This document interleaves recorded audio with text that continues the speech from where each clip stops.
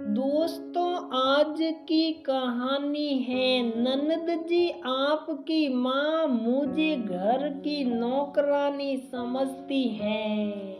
दोस्तों, कहानी शुरू करने से पहले अगर आपने हमारे चैनल को सब्सक्राइब नहीं किया है तो सब्सक्राइब कर लीजिए ताकि आपके पास पहुंचे हर नया वीडियो। नमस्ते सासी जी। अरे सविता, तू कब आई? सासी उसके सिर पर प्यार से हाथ रखते हुए बोली। आज ही आई हूँ। पता था विजय की शादी में ना आने से आप नाराज हो मुझसे, इसलिए बैग रखते ही सीधा आपको मनाने चली आई। हाँ, नाराज तो थी पर तुझे देखती हूँ सारा गुस्सा हवा हो गया। ये हुई ना मेरी अच्छी सासी वाली बात। स्विता अपनी सासी के गले लगते हुए बोली। वैसे सासी आपकी बहू रानी है कहाँ? अरे और कहाँ, अपने कमरे में आराम कर रही होगी। आज कल की लड़कियां बिना दो काम करते ही थक जाती हैं। रुक, अभी बुलाती हो। रहने दो, सासी आराम कर रही हैं तो मैं खुद उसके पास चली जाती हूँ। लेकिन सासी ने सविता को बैठने का इशारा कर अपने पलंग के पास जो स्विच था उसे दबा दिया। ये क्या सासी, तुझे क्या बताऊं? तू तो कोई खोज खबर लेती नहीं हमारी।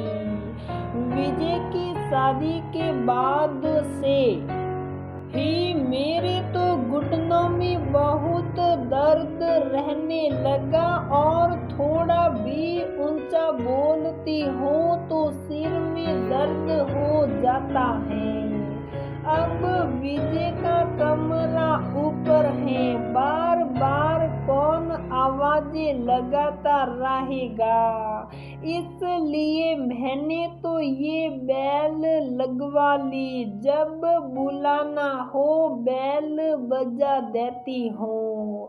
सरिता को सासी की बात सुन मन ही मन हंसी आ गई। सासी ने तो सासू माँ बनते ही सास के सारे गुण अपना लिए। अब तक तो सासी घर का सारा काम करने से लेकर गाय भैंस का सारा लाकर उनकी देखभाल तक कर लेती थी। अचानक से देखो कैसे बहू के आते ही दर्द से जकड़ गई। यही तो हमारे समाज की परंपरा क्यों या उसी मानसिकता रही है तो सासी इससे कैसे अछूती रह जाती। सासी की कुछ महीने पहले शादी कर घर आई नई नवेली दुल्हन चांद का टुकड़ा थी। लेकिन लगता है इन महीनों में सासी ने उससे इतना काम लिया कि उसका मुरझाया चेहरा देखकर कोई कह नहीं सकता कि इसकी कुछ महीने पहले ही शादी हुई है। हाँ, उससे ज्यादा तो सासी समक मार रही थी। जिस सासी को घर पर काम धंधे के कारण सांस लेने की फुर्सत ना होती थी, आज तथाकथित दर्द में भी सजी सवरी बैठी थी।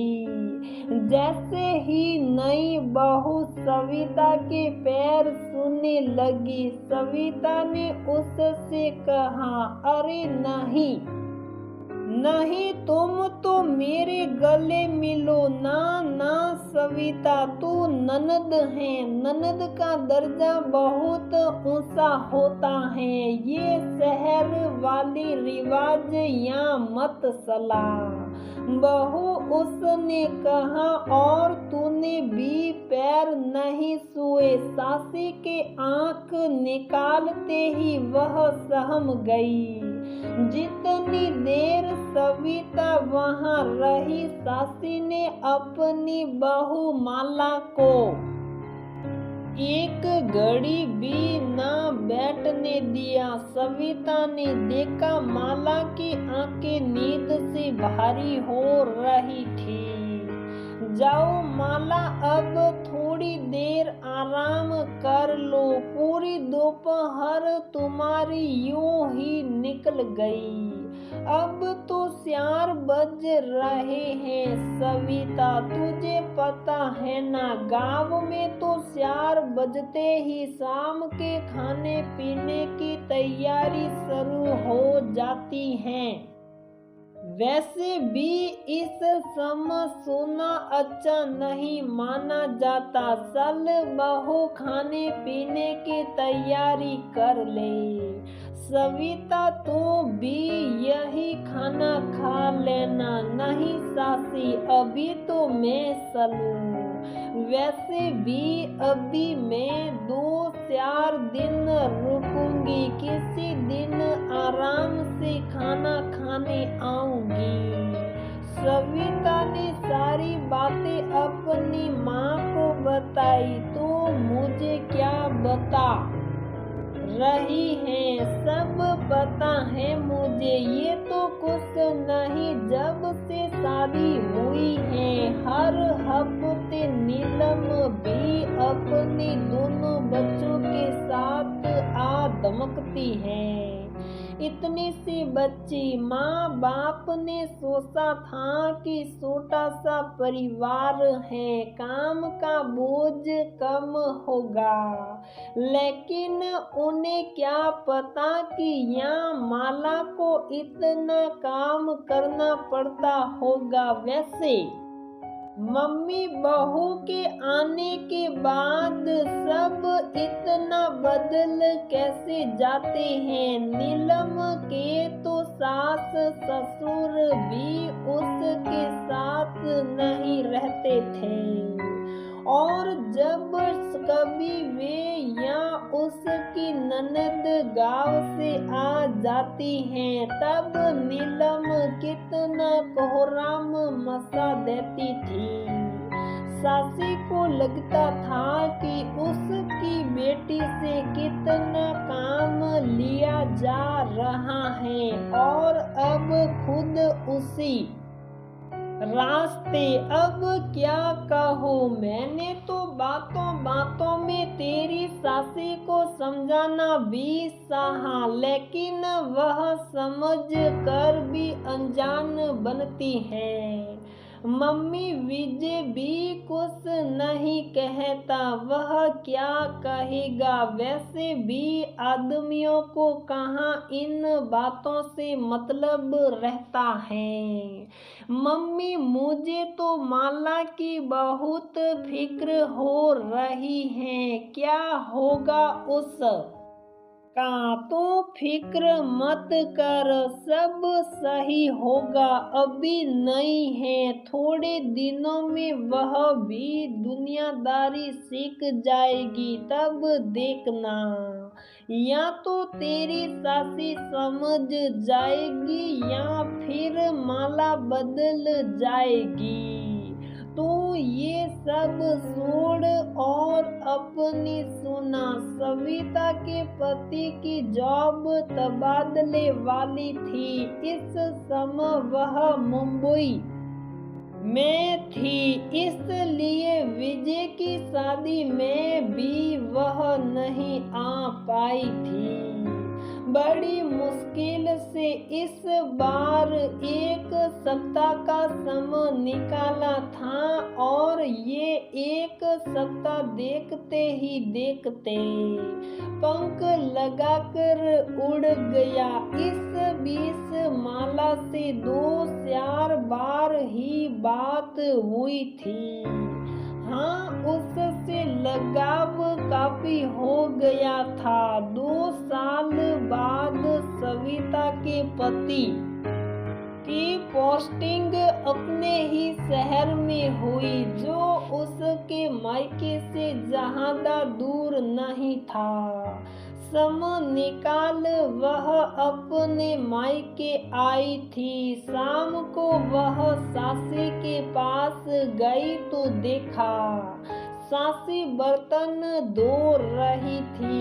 उसे देख खुश होते हुए सासी बोली, तू तो बिल्कुल परदेसी हो गई है। कई सालों में आती है, याद नहीं आती?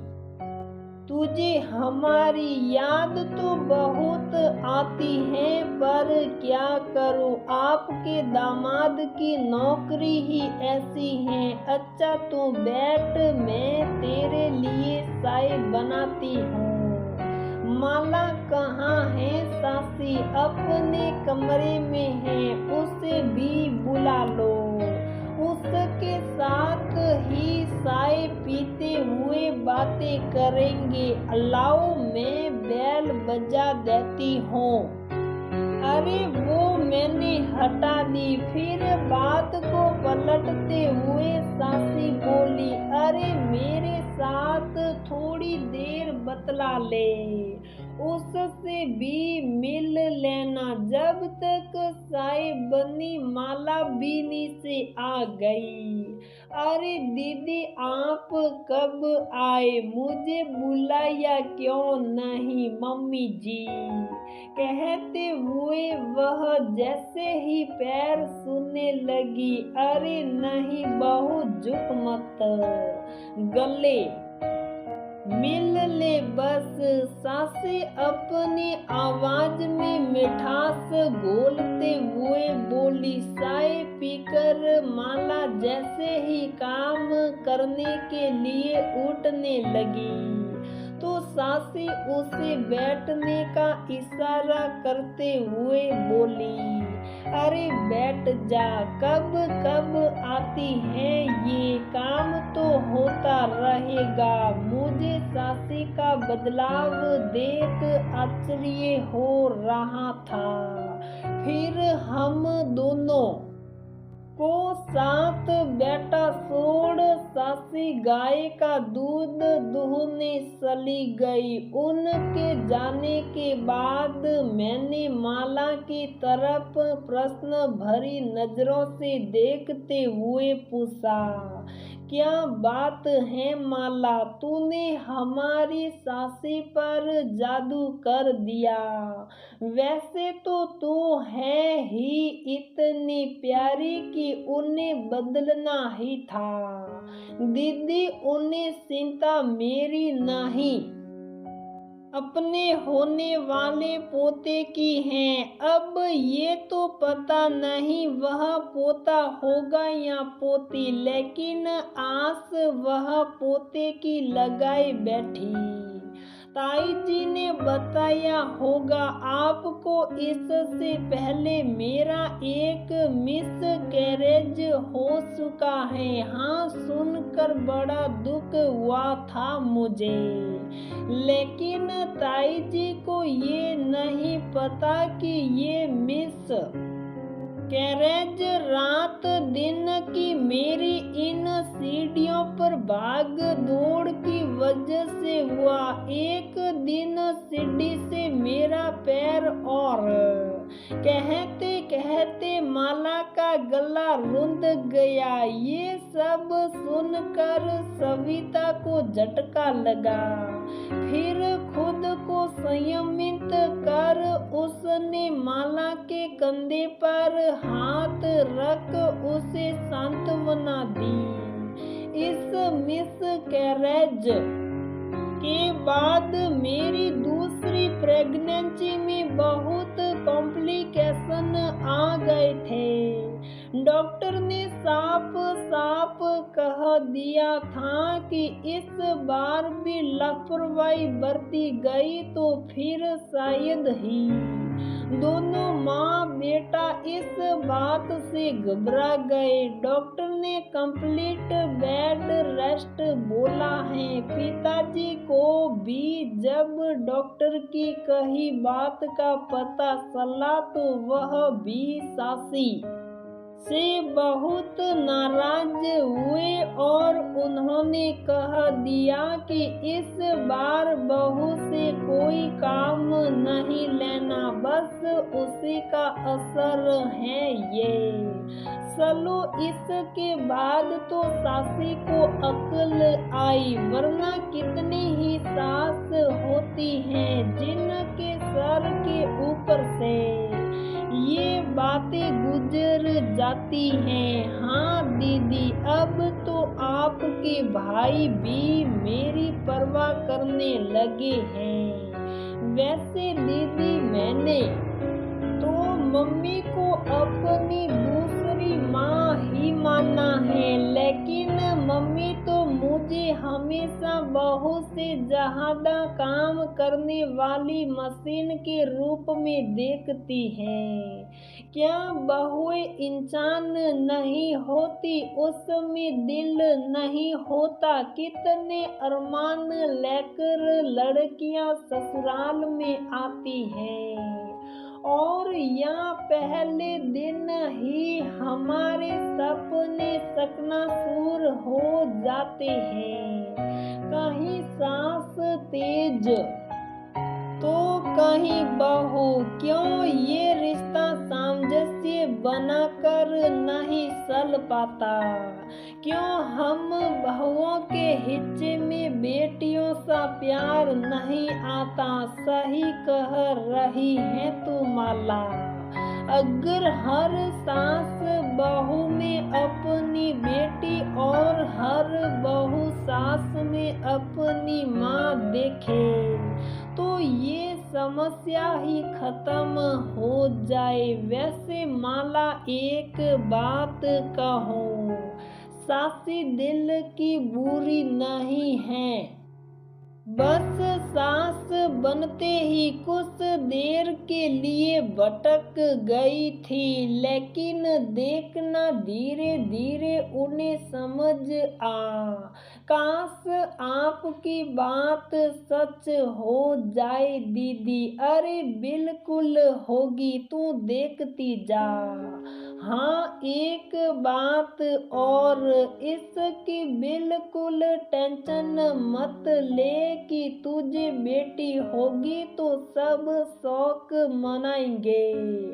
अरे हमारे परिवार में तो दोनों को बराबरी का दर्जा दिया जाता है और उनकी पैदाइश पर भी बेटों जैसा ही उत्सव मनाया जाता है। देख लेना तो अब तू इन सब बातों को छोड़, बस अपना अच्छे से ध्यान रख।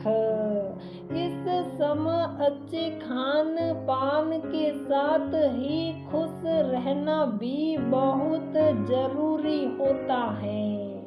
समझी? सुन, माला ने मुस्कुराते हुए सहमति में सिर हिला दिया। तो दोस्तों, हमारी ये कहानी यहीं पर समाप्त होती है। अगर आपको हमारी ये कहानी पसंद आती है तो प्लीज वीडियो को लाइक करें, शेयर करें और हमारे चैनल को सब्सक्राइब जरूर करें।